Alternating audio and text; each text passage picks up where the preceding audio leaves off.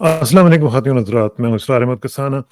ख़ातिन हज़रात, आज का जो प्रोग्राम है इसमें एक ब्रेकिंग न्यूज़ भी शामिल है और उसमें हमने आपको 1-2 चीज़ें ऐसी बतानी हैं जो बड़ी इम्पोर्टेंट हैं। और उससे बताने से पहले सबसे पहले आज चूँकि सोलो प्रोग्राम है तो सोलो में अल्लामा इकबाल से हम आगाज़ किया करते हैं। तो अल्लामा इकबाल का शेर मैं आपकी खिदमत में पेश करता हूँ, लेकिन उससे भी पहले आपसे गुज़ारिश कि लाइक करें, सब्सक्राइब करें, शेयर करें, कमेंट करें और लोगों को बताएँ कि जो इंडिपेंडेंट जर्नलिज़्म है, उसको सपोर्ट करना कितना ज़रूरी है हमारे लिए आजकल।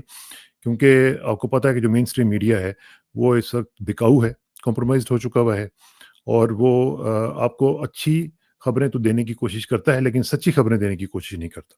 तो इसलिए सपोर्ट करें हमें और हम जितना भी कोशिश होगी वो आपके साथ, ये हमारा आपके साथ प्रोफेशनली भी एक कमिटमेंट है, एक वादा भी है कि हम आपको हक और सच की बात जो है वो आप तक पहुंचाने की कोशिश करेंगे। तो शुरू करते हैं अल्लामा इकबाल से। तो अल्लामा इकबाल की असरार खुदी से एक शेर आपकी खिदमत में पेश करता हूँ। अल्लामा फरमाते हैं जनाब कि मर्द खुददारी के बाशद पुख्ता कार, मर्द खुददारी के बाशद पुख्ता कार, बामिजाज ऊ बसाजद रोजगार। कहते हैं कि जो इंसान खुददार होता है, अपनी हट का पक्का होता है, अपने अमल में पक्का होता है और वो एक्सपीरियंस भी होता है, उसका तजुर्बा भी जो है वो ज़बरदस्त किस्म का होता है, तो ज़माना जो है वो खुद उसके मिजाज के मुताबिक चलना शुरू कर देता है। यानी आप अंदाज़ा लगाएँ कि अगर आपके अंदर खुददारी है, गैरत है और एक हमीयत है, तो फिर आपको ये नहीं इंतज़ार करना पड़ता कि ज़माना आपके साथ चलेगा कि नहीं चलेगा। ज़माना खुद ब खुद चलना शुरू कर देता है। वैसे भी वो फ़ारसी में कहते हैं ना कि ज़माना बतो नसाज़त, तू ब ज़माना सतेज़, ठीक है ना? तो इसका क्या मतलब है कि ज़माना अगर तेरे साथ नहीं चलता, तो तू ज़माने को पछाड़ के आगे निकल जा। तो ये जो इस तरह के जो मैसेजेज़ हैं, ये आपको अंदाज़ा हो जाना चाहिए कि इस वक़्त कौन शख़्स है, जो इस चीज़ की और इस शेर की तस्वीर बना हुआ है और ज़माना उसके साथ चलने के लिए तैयार बैठा हुआ है और वो इंतज़ार कर रहा है कि 8 फरवरी कब आएगा। तो हम देखेंगे, क्योंकि जो खुददारी है उसकी जो है ना वो कायनात में मुख्तलिफ जो फ़ोर्सेस हैं वो भी उसकी सपोर्ट करती हैं। तो इसलिए ये जंग है, एक हक और बातिल की जंग है। और वो कहते हैं ना, कुल जाअल हक़्क़ व ज़हक़ल बातिल, इन्नल बातिला काना ज़हूक़ा, कि बातिल को तो जाना ही है, हक आएगा और हक ने गालिब होना ही है, क्योंकि बातिल झूठ है और बातिल को जाना है। तो इंशाल्लाह ऐसे ही होगा। और अब चलते हैं जी ब्रेकिंग न्यूज़ की तरफ। बजाय इसके कि मैं आपको वेट करवाऊँ, शुरू में ही मैं आपको ब्रेकिंग न्यूज़ दे देता हूँ और वो ये है कि हमारे एक सदर ममलिकत हैं, जिनके ऊपर हम अक्सर कुछ ना कुछ तनकीद भी करते रहते हैं, क्योंकि उनको जगाना पड़ता है।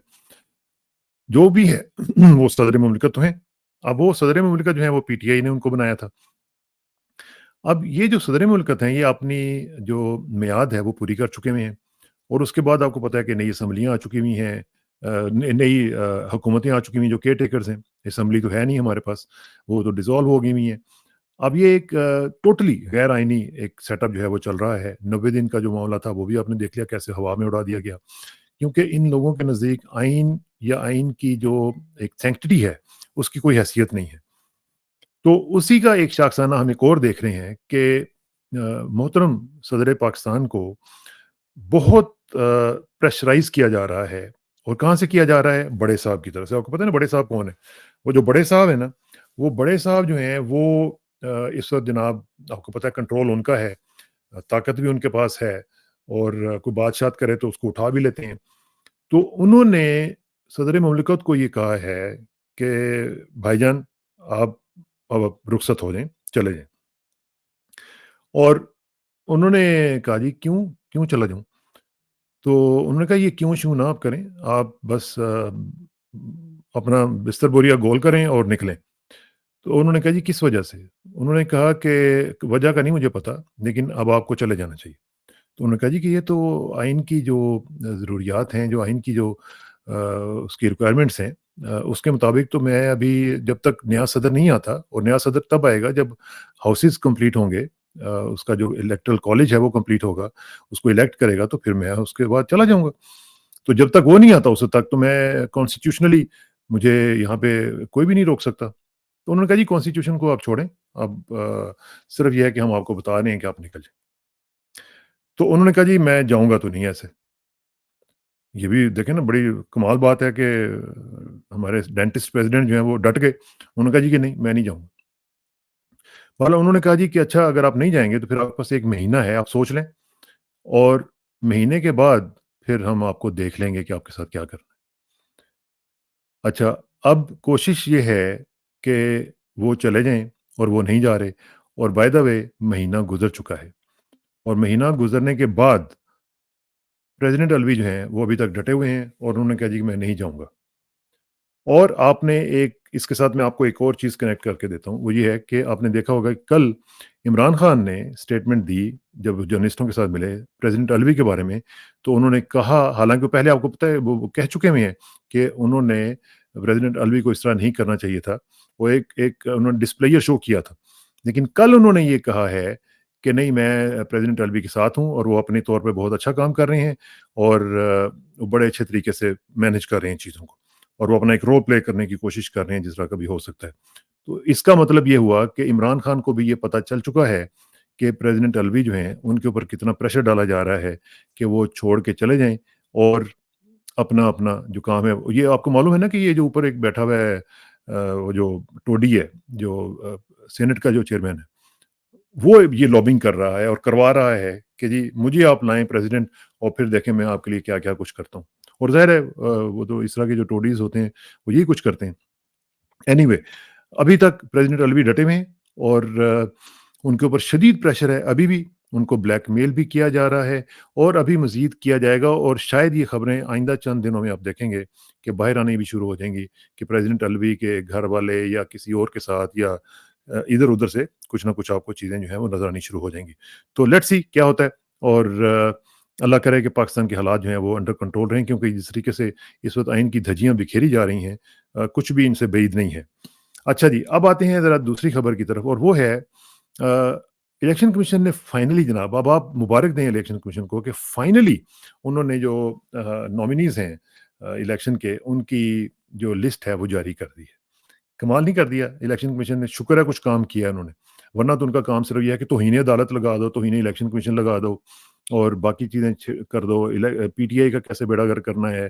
تو اب فائنلی انہوں نے ایک لسٹ لگا ہی دی ہے کہ جو بتائے گی کہ جناب کون کون سے کینڈیڈیٹس کس کس حلقے سے الیکشن لڑ رہے ہیں۔ اب یہ ان کی ریکوائرمنٹ ہے کیونکہ انہوں نے کمٹمنٹ انٹرنیشنلی دے دی ہوئی ہے کہ جی الیکشن ہم کروائیں گے، کس طرح کروائیں گے وہ الگ بات ہے، اس میں میں ابھی آتا ہوں، بلکہ انٹرنیشنل آبزرورز کی بھی میں نے آپ سے بات کرنی ہے، لیکن اس سے بھی پہلے ایک چیز میں آپ کو دکھانا چاہ رہا ہوں، اور وہ ہے بڑی امپورٹنٹ ہے، اور وہ ایسے ہے کہ جو ڈان اخبار ہے، ڈان اخبار نے ایک زبردست قسم کا ایڈیٹوریل لکھا ہے، اور وہ میں آپ کے ساتھ تھوڑا سا شیئر کرتا ہوں، اور اس میں آپ کو تھوڑا سا، زیادہ نہیں آپ کا ٹائم لوں گا، لیکن تھوڑا سا میں آپ کو بتا کے تو پھر میں آگے نکل جاؤں گا، تاکہ آپ کو تھوڑا سا اندازہ ہو کہ کیا ہو رہا ہے اور کس طریقے سے ہو رہا ہے۔ اچھا جی، یہ آپ دیکھیے ذرا، یہ ہے جی ایک ایڈیٹوریل کس کا؟ ڈان کا۔ ڈان اخبار جو ہے، آپ کو پتہ ہے یہ ڈان اخبار بڑا زبردست اخبار ہے، لیکن تھوڑا سا کمپرومائزڈ ہے، اس لیے اس کو کبھی کبھی میں پڑھ لیتا ہوں، آپ بھی کبھی کبھی پڑھ لیا کریں، لیکن اس پہ زیادہ ریلائی نہ کیا کریں۔ اچھا جی، یہ انہوں نے لکھا ہے اولو برانچ۔ عمران خان نے، آپ کو پتہ ہے نا، کل بھی انہوں نے کہا تھا کہ میں مذاکرات کے لیے تیار ہوں، لیکن کن بات پہ، یہ بھی بات کرتے ہیں۔ اچھا، انہوں نے کہا جی کہ یہ کیا اولو برانچ تھی؟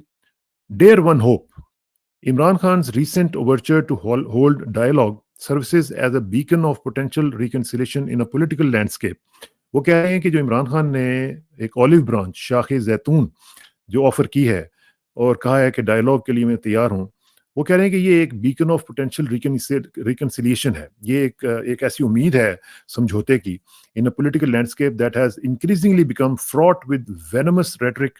ایک ایسا لینڈسکیپ پولیٹیکل جو ہے اس کے اندر، جس میں وہ کہہ رہے ہیں کہ ایک بہت ہی زہر آلود قسم کی جو ریٹرک ہے وہ چل رہی ہے، اینڈ ہارڈنڈ سٹینسز، اور ایک مطلب سخت قسم کے جو سٹینسز ہیں ہر پارٹی نے وہ لیے ہوئے ہیں اس ماحول میں، یعنی ٹینشن کے ماحول میں اور مذاکرات سے آری ایک ماحول میں انہوں نے جو ایک کیا ہے، یہ اس کو پازیٹیو کہہ رہے ہیں۔ However, the ambiguity shrouding the intended recipients of this dialogue raises questions۔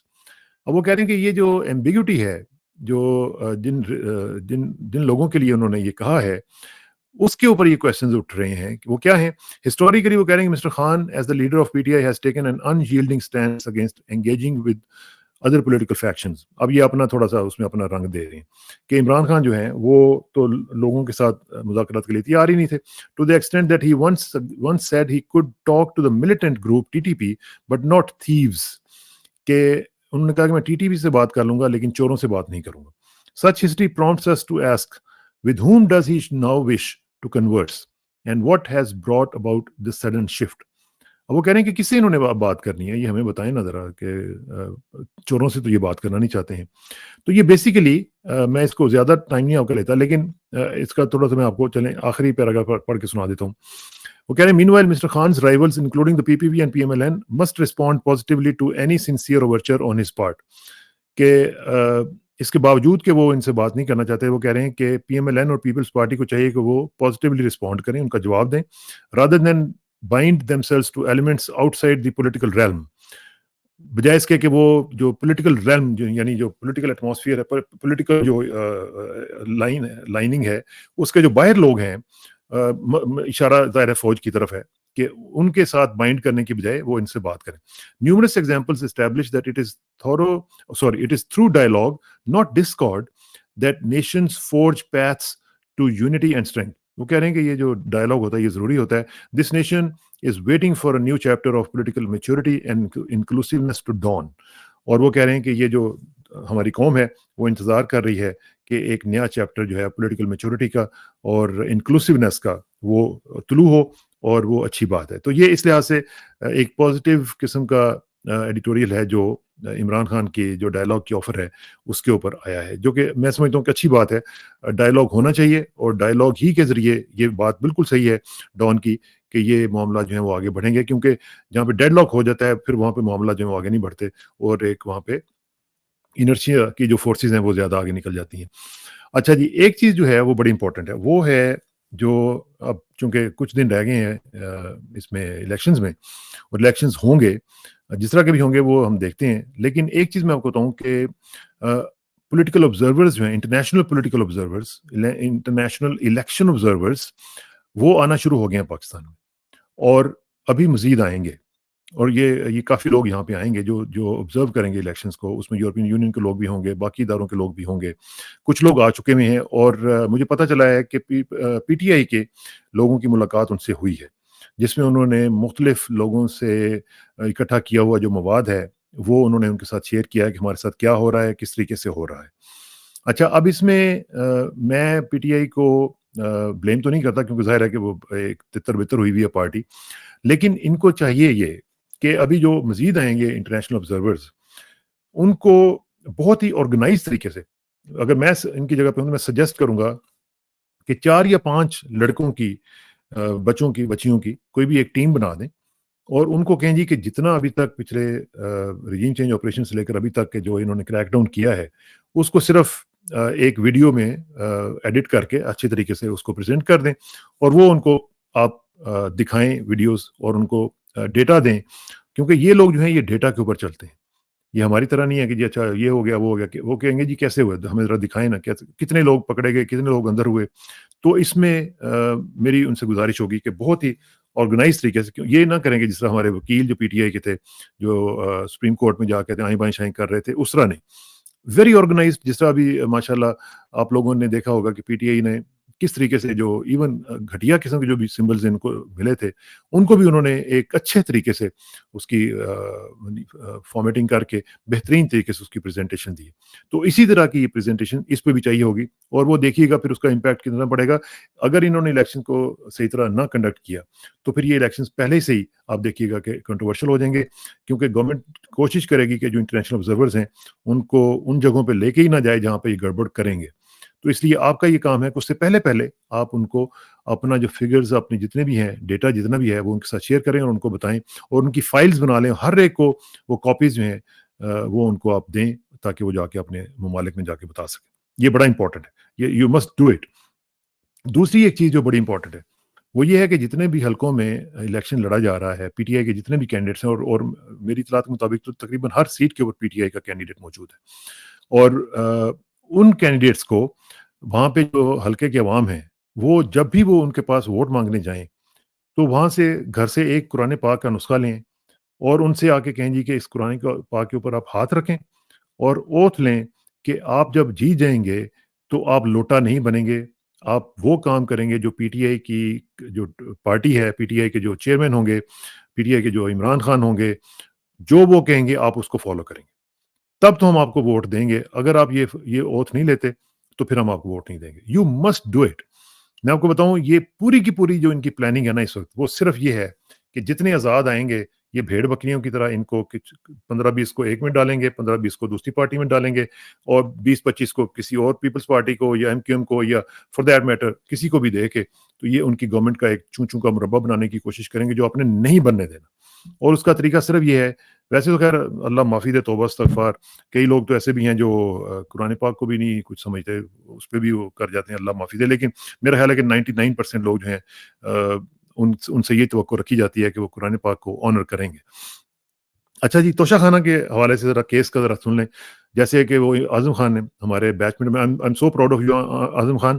اعظم خان کے ساتھ ہمارا بڑا ایک اچھا تعلق ہے، ہم لوگ بیچ میں رہے ہیں، اس لیے میرا ان کے ساتھ مجھے امید تھی کہ وہ ہمیں مایوس نہیں کریں گے، اور وہی انہوں نے کیا ہے الحمدللہ، کہ جو حق سچ کی بات تھی وہ انہوں نے وہاں پہ جا کے کی ہے۔ اور سائفر کیس کا تو انہوں نے واڑ کے رکھ دیا، وہ وڑ گیا، سائفر کیس از گون۔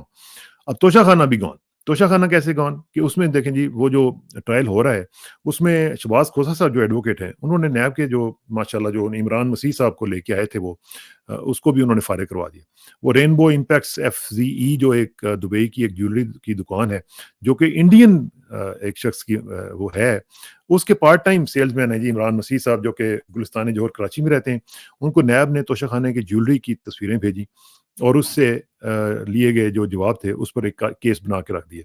اب جو تفصیل اس میں آئی ہے وہ یہ ہے کہ جو عمران مسیح صاحب ہیں، وہ ایک ایف آئی اے کے پاس ایسا شخص ہے جس کے پاس جو پڑھا لکھا بھی اتنا نہیں ہے، جو 8 سالوں میں اس نے بی کام کی کوششیں کرنے کی ہے، لیکن اس میں بھی کامیاب نہیں ہو سکا۔ اس طرح کا بندہ ہے وہ، جس کو اتنا بڑا انہوں نے سٹار وٹنس بنا کے رکھ دیا۔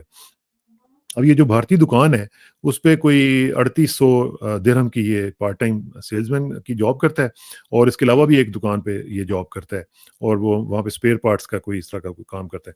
اچھا، عمران جو مسیح ہیں، ان کے پاس جیولری کا جو پرکھنے کا کوئی سرٹیفکیٹ ہی نہیں ہے، اور ان کے پاس ہیروں کی جو جس طریقے سے ان کو جج کیا جاتا ہے، ایسرٹین کیا جاتا ہے ان کی پرائس کو، اس کو متعین کرنے کا یا اس کا تعین کرنے کا وہ کوئی آئی جی آئی ایک سرٹیفکیٹ ہوتا ہے، وہ بھی ان کے پاس نہیں ہے۔ اور ان کو یہ بھی نہیں پتا کہ یہ آئی جی آئی ہوتا کیا ہے۔ پتا تب ہوتا نا کہ جو کوئی ٹیکنیکل آدمی ہوتا۔ تو یہ انہوں نے جناب ان کو فارغ کر دیا، اڑا دیا، اور یہ بھی نہیں پتا کہ اپنی دکان کا جو ان کا ہے مالک، وہ کون ہے۔ آپ اندازہ لگائیں کیسے کیسے تحفے لیتے ہیں۔ جب انہوں نے فراڈ کرنا ہوتا ہے نا، تو پھر فراڈ میں کچھ نہ کچھ تو گڑبڑ ہو جاتی ہے۔ تو اس سیلز میں ہے مبینہ طور پر اس نے تحفے کی تصویر کو کئی دکانوں کو دکھا کے ٹھیک ہے جی، بلگری اور گراف دبئی کی جو مختلف مارکیٹ ریسرچ کر کے جیولری کی قیمت جو ہے وہ 300 کروڑ لگوا دی ہے، لیکن مارکیٹ ریسرچ جو ہے دکانوں سے معائنے کا جو کوئی تحریری ثبوت پیش نہیں کیا۔ تو اس لحاظ سے یہ تو جناب ہو گیا فارغ بالکل۔ اور توشہ خانہ بھی اللہ الحق ہے، وہ صحیح عمران خان کہتے ہیں کہ اللہ الحق ہے، اور اس کی میں تفصیل میں نہیں جاتا، لیکن آپ نے بھی پڑھ لی ہوگی۔